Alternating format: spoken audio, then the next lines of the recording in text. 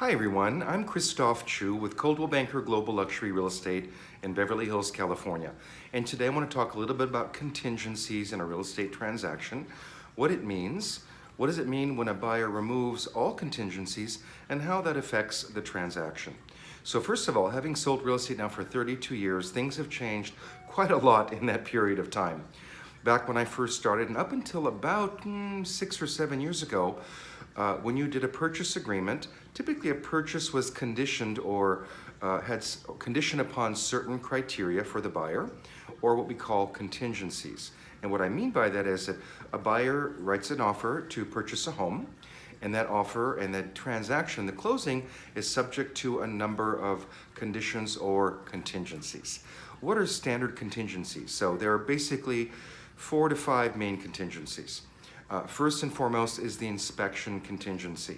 Typically, it's anywhere from 7 to 14 to 17 days that from the acceptance of an offer, the buyer has a right to do any and all or whatever inspections they wish at their cost in the house and either approve, disapprove, or request a recredit or request repair. So that's one contingency. Second contingency is delivering clear title. That's why immediately we order a title report where the buyer can actually look at the title report and make sure there's no liens, no judgments on the property, no back property taxes, and that the property title can be transferred free and clear to the new owners.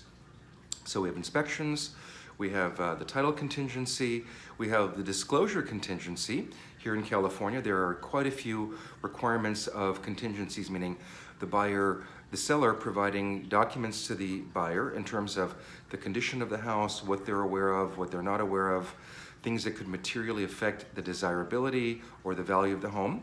I myself, as a listing agent also, or a buyer's agent, do have to do my own disclosure called an AVID, Agent's Visual Inspection Disclosure, and that is one of the conditions or contingencies.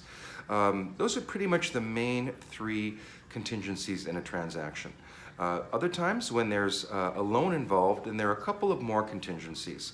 There is a loan period of contingency, meaning typically a loan contingency is anywhere from 17 to 21 calendar days from the date of acceptance of the offer, meaning typically buyers are pre-approved for financing. However, when they sign a deal, we go into escrow, the escrow instructions are sent to the lender, and they go through the formal processing of that loan. And even though the buyer may be approved, it's still conditioned upon and subject to the bank doing their own independent appraisal, and also the bank verifying that there is clear title. So those are the main conditions or contingencies. So it's always a process, because typically you have all the inspections and you negotiate those, you give credits, or you back out of the deal. But once that's removed, the buyer signs off the removal of the inspection contingency. And back even up to 6 years ago, it was called passive removal. What that meant was you had a 14-day inspection contingency, you had a 21-day loan contingency. And passive meant that when that date went by, so at midnight on the date of that contingency, it was automatically deemed approved. However, back about 6, 7 years ago, the state of California changed the laws, and basically now it's called active contingency removal, meaning on the date of the contingency, for each and every contingency, the buyer sends a contingency removal form that says, we as the buyer are removing today the inspection contingency, the disclosure contingency, the appraisal contingency, the loan contingency, on and on and on and on. So it's a process, and we just yesterday received removal of all contingencies in a transaction. And I know for a seller that's probably one of the best parts of the transaction, because at that point in time, you've kind of gone through all of the hardest parts of the transaction. The buyer has basically approved of everything. They sign off the removal of all contingencies, and knock on wood, pretty much you know you're going forward on a solid deal that's likely to close. It's never a guarantee, but typically a buyer's not going to sign off on a contingency unless they know they're moving forward. And the reason being is that whenever you open a real estate transaction in California, typically there's a standard deposit of 3%. So on a $2 million transaction, that's $60,000. The buyers wire into escrow or give a cashier's check immediately to open the escrow as a sign of good faith. And once all the contingencies are removed, that deposit can become in jeopardy.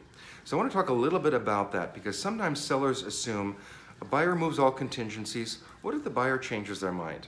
That can happen in a transaction. Fortunately, it doesn't happen too often, but it can happen. So what happens in that case? Sellers often think, oh, well, the buyer signed off removal of all contingencies. We have money in escrow. Oh, we'll just get their deposit. Well, it's not quite so simple.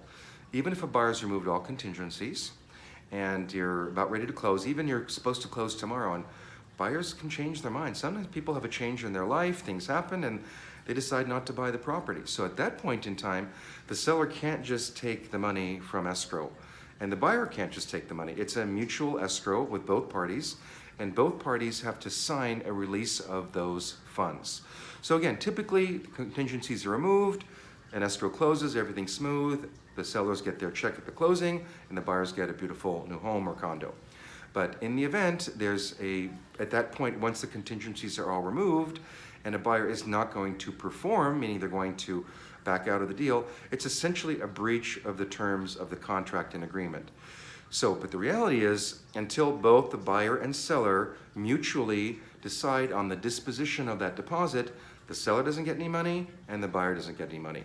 There are situations where neither party can agree, and after a certain period of time, the state of California takes that money and put to an escheat account where they hold that money until there's an arbitration or a mediation to settle the dispute in that transaction. So, kind of a long, complicated thing, but just letting you know that nothing is ever perfect or ever guaranteed in the world of real estate. But when contingency are removed on a transaction, that's always a great day, because it's kind of, you get a sigh of relief and you know, at least in good faith, at this point in time, everything seems to be moving forward. So, congratulations to my sellers on the deal we just were in escrow on, where the buyers have removed the contingencies. Congratulations to the buyers. They seem quite excited about the house. So it's a good day for everyone, and we expect things to move on clearly, smoothly, till the end. So just wanted to share that about contingencies, because it is an important factor, and it's important to always hire an expert, and they can advise you and explain. And you know, as an agent doing this for 32 years, it's so common knowledge to me.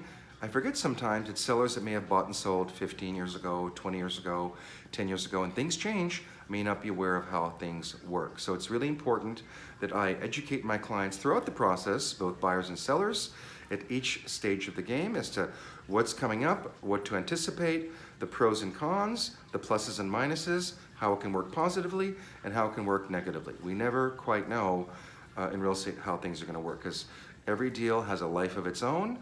And when it closes, it's magic. And when it's not, you're fixing problems and solving things all along that bumpy road of the escrow.